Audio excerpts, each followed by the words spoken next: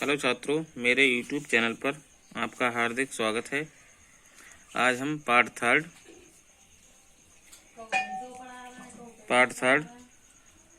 प्रकाश का परावर्तन व अपवर्तन पढ़ रहे थे, जिसमें हम प्रकाश का अपवर्तन पढ़ेंगे आज। तो प्रकाश का अपवर्तन क्या होता है? तो देखिए, जब प्रकाश की एक किरण एक माध्यम से दूसरे माध्यम में जाती है तो वह अपने मार्ग से विचलित हो जाती है। इसे प्रकाश का अपवर्तन कहते हैं। ठीक है, जैसा कि चित्र में दिखाया है, प्रकाश की कोई किरण, इधर वायु है, ये वायु है, ये कांच है। ठीक, इधर का माध्यम विरल है और इधर का सघन है। ठीक, जब प्रकाश की किरण विरल माध्यम से सघन माध्यम में जाती है तो वह अपने मार्ग से कुछ विचलित हो जाती है। जैसा कि यहाँ दिखाया गया है, यहाँ सीधी ना जाकर, सीधी जाती तो ऐसी जाती है, लेकिन सीधी ना जाकर वो अपने मार्ग से कुछ विचलित हो गई, यानी अवलंब की ओर झुक गई है। ठीक है, तो इस घटना को हम कहते हैं प्रकाश का अपवर्तन। यानी जब प्रकाश की एक किरण एक माध्यम से दूसरे माध्यम में जाती है तो वह अपने मार्ग से विचलित हो जाती है। इस घटना को प्रकाश का अपवर्तन कहते हैं। ठीक है, यह एक बात और याद रखना है कि सघन माध्यम में प्रकाश की जो चाल होती है वो कम और विरल माध्यम में अधिक होती है। सघन माध्यम में प्रकाश की चाल कम होती है, तभी ये अवलंब की ओर झुकती है। अगर सघन माध्यम में चाल बढ़ जाती तो ये सीधी जाती, यानी चाल घटने से ये अवलंब की ओर झुक जाती है, यह अवलंब से दूर हट जाती है। ठीक, यदि पहला माध्यम विरल और दूसरा सघन है तो जो अपवर्तित किरण है वो अवलंब की ओर झुकेगी। यदि पहला सघन और दूसरा विरल होता तो ये अवलंब से दूर हटती, जैसा कि यहाँ देख रहे हैं। ठीक है, जैसे यहाँ हम दिखा रहे हैं, जैसे ये वाला माध्यम,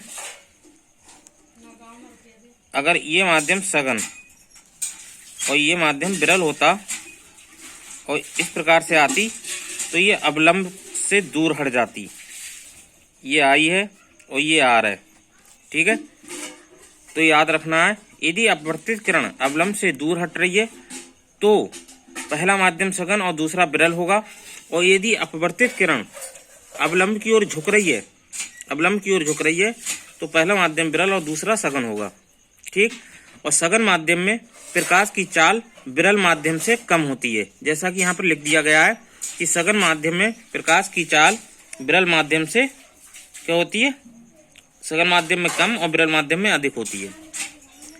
तो इस बात को याद रखना है। ठीक, विरल माध्यम से सघन माध्यम में जाने पर प्रकाश की किरण अवलंब की ओर झुक जाती है, जैसा कि हम बता चुके हैं।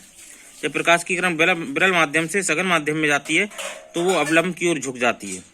सघन माध्यम से विरल माध्यम में जाएगी तो अवलंब से दूर हट जाएगी, जैसा कि इस चित्र में दिखाया गया है। ठीक है, अब क्या है, आपको एक बात याद रखनी है कि अपवर्तन की घटना में प्रकाश की आवृत्ति नहीं बदलती है और बाकी सब बदल जाती हैं। यानी अपवर्तन की घटना में क्या होता है, यानी कि आवृत्ति नहीं बदलती, यानी एन का मान नहीं बदलता है, बाकी चाल भी बदल जाती है, तरंग दैर्घ्य भी बदल जाती है। यानी चाल और तरंग दैर्घ्य दोनों ही चेंज हो जाती हैं। प्रकाश की वेवलेंथ और स्पीड दोनों ही चेंज हो जाती हैं, मगर फ्रीक्वेंसी चेंज नहीं होती।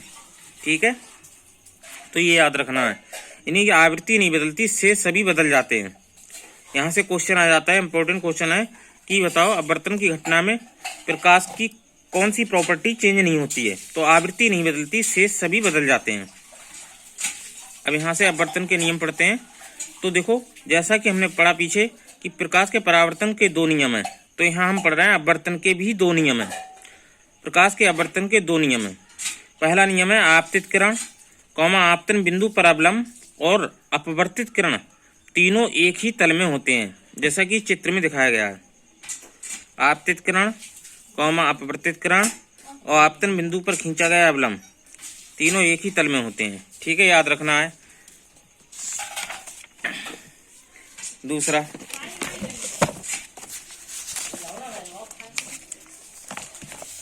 दूसरा देखिए, दूसरा नियम क्या है, किन्हीं दो माध्यम तथा निश्चित तरंगदैर्घ्य के प्रकाश के लिए आपतन कोण की ज्या तथा अपवर्तन कोण की ज्या का अनुपात नियत रहता है। sin i बटे sin r बराबर कांस्टेंट।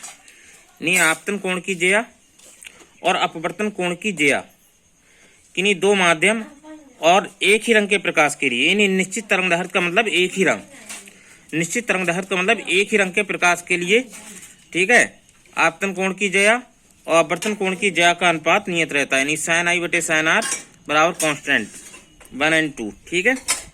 तो ये याद रखना, 1n2 का मतलब पहले माध्यम के सापेक्ष दूसरे का अपवर्तनांक, माध्यम 2 का अपवर्तनांक माध्यम 1 के सापेक्ष, यानी पहले माध्यम के सापेक्ष दूसरे माध्यम का अपवर्तनांक पढ़ा जाता है, ठीक है। तो ये याद रखना है। और यहाँ पर एक कांचीय सूत्र हमने लिखा है, ये कांचीय सूत्र, ये फार्मूला याद रखना। कांचीय सूत्र का फार्मूला n बराबर a plus B upon lambda square. कभी कभी सूत्र लिखने को आ जाता है। तो जो n है वो प्रकाश की आवृत्ति है, a और b कांस्टेंट है, ये कांस्टेंट है, और जो लैम्डा है वो प्रकाश की तरंगदैर्घ्य है, ठीक है। अब परम अपवर्तनांक, परम अपवर्तनांक का मतलब निरपेक्ष अपवर्तनांक, ठीक। परम अपवर्तनांक जो लिखा है यहाँ पर, इसको हम निरपेक्ष अपवर्तनांक भी कहते हैं, ठीक है। यदि पहला माध्यम निर्वात हो तो यानी कि निरपेक्ष अपवर्तनांक Ng बराबर लिखा जाएगा निर्वात या बाजू में प्रकाश की चाल बटे कांच में प्रकाश की चाल, यानी इसको ऐसे लिखा जा सकता है 1n2 बराबर n2 बटे n1। 1n2 को लिखा जाता है n2 बटे n1 और b1 बटे b2। जो b1 है वो पहले माध्यम में प्रकाश की चाल है और b2 दूसरे माध्यम में प्रकाश की चाल है, ठीक है। तो ये याद रखना है। और इसी नियम को स्नेल का नियम कहते हैं, जो कि हमने यहाँ पर पढ़ा था। ये जो नियम है वो स्नेल का नियम है, ठीक है। तो स्नेल का नियम क्या है, यहाँ पर सीधे लिख सकते हैं हम 1n2 बराबर sin i बटे sin r बराबर b1 बटे b2, ऐसे लिखा जा सकता है, ठीक है। तो याद रखने की बात है ये, ठीक है बच्चों। अब क्या करते हैं, उत्क्रमणता का सिद्धांत। उत्क्रमणता का सिद्धांत क्या होता है, तो देखो भाई याद रखना है, जैसे हम पहले माध्यम से प्रकाश की काल दूसरे माध्यम में जा रही है, तो हम लिखते हैं 1n2 बराबर sin i बटे sin r।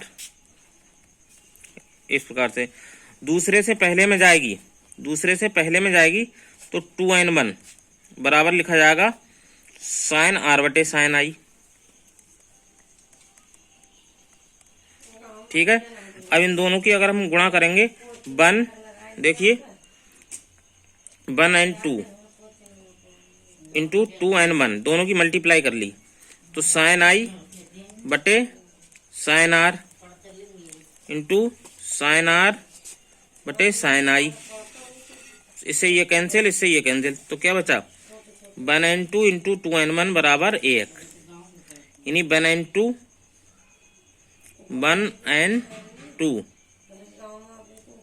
बराबर 1/2n1, ये बटे में पहुंच जाएगा इधर। तो इस प्रकार से ये सूत्र जैसे यहाँ पर लिख दिया हमने, Ang बराबर लिखा जा सकता है 1/GNA, ठीक है। Ang बराबर 1/GNA, जैसे कि हमने 1n2 बराबर 1/2n1 जो कि यहाँ पर देखा था, ऊपर यहाँ पर सिद्ध किया हमने 1n2 बराबर 1/2n1। तो यानी पहला माध्यम में यदि बाजू है दूसरा कांच है तो Ang बराबर क्या लिखा जा सकता है 1/GNA, Ang बराबर 1/GNA लिखा जा सकता है। और तीन माध्यम हो तो इसी प्रकार से तीन माध्यम के लिए Ang, जैसे यहाँ पर चित्र बना लिया हमने, सर्किल खींचा है, जैसा कि हमने आपको 10th में पढ़ाया था, ठीक है। A है, G है और W है, AGW, बीच में NN लगा दिया तो Ang into GNW into WNA, Ang into GNW into WNA बराबर 1। इसके अकॉर्डिंग जैसे यहाँ पर आया था 1n2 इंटू 2n1 बराबर 1 आया, वैसे यहाँ पर आया। ये दो माध्यम के लिए है और ये तीन माध्यम के लिए है, जैसे बाजू, कांच और वाटर, एयर, ग्लास और वाटर तीन माध्यम हो तब ये सूत्र बनेगा, ठीक है। Ang इंटू GNW बराबर WNA बराबर 1, ठीक है। तो इस सूत्र को याद रखना है तुम्हें, ठीक। अब आगे देखते हैं। देखिए यदि प्रकाश की किरण पृष्ठ पर लंबवत आपतित हो रही है, यानी पृष्ठ पर अवलंबित गिर रही है, तो क्या होगा, आपतन कोण I 0 होगा और अपवर्तन कोण R भी 0 होगा, ठीक है। इस प्रकार से याद रखना है तुम्हें।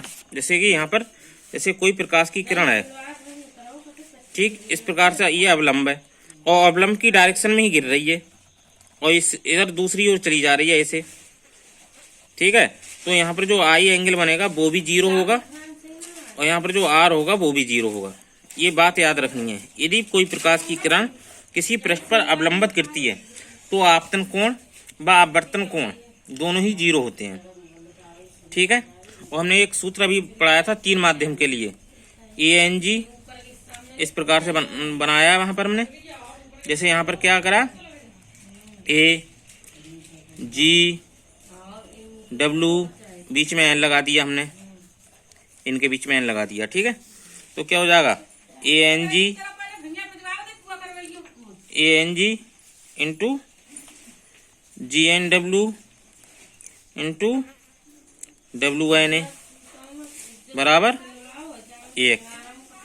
ठीक है, तो इसे क्या लिखा जा सकता है, हम लिखेंगे GNW बराबर 1/, ये बटे में पहुंच जाएंगे, ANG इंटू WNA, ये बटे में पहुंच जाएंगे। ठीक है, ANG इंटू WNA, GNW बराबर, अब देखिए 1/ANG। अब हमने क्या पढ़ा था, WNA को हम क्या लिख सकते हैं, 1/ANW उल्टा लिख सकते हैं, उल्टा जैसे उधर पढ़ा था हमने। तो इस प्रकार से ये ऊपर पहुंचेगा तो ANW में कन्वर्ट हो जाएगा, ANW यानी GNW बराबर क्या हो जाएगा, ANW बटे ANG हो जाएगा।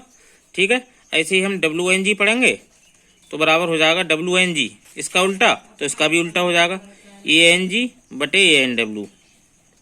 तो आपको एक बात याद रखनी है, अगर डिटेल से याद ना रखें तो यानी कि यहाँ पर WNG है तो G वाला ऊपर और W वाला नीचे, और दोनों ही बाजू के सापेक्ष लिए जाएंगे।